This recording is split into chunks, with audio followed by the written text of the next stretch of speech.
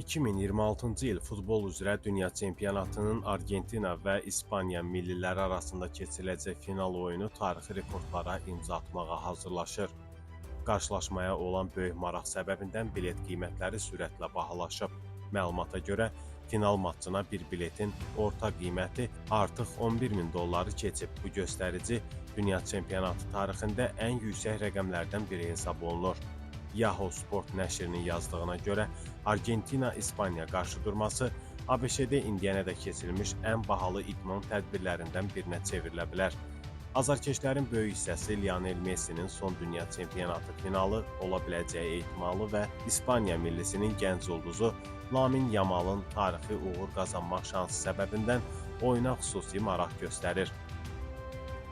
Ekspertlər bildirirlər ki, final yaxınlaşdıqca ikinci bazarda qiymətlər daha da yüksələ bilər. Bəzi VIP paketlərin qiymətinin isə 10 minlərlə dolları keçdiyi qeyd olunur. Qeyd edək ki, dünya çempionatının final oyunu ABŞ-də keçiriləcək və turnirin ən çox izlənilən qarşılaşmalarından biri olacağı gözlənilir.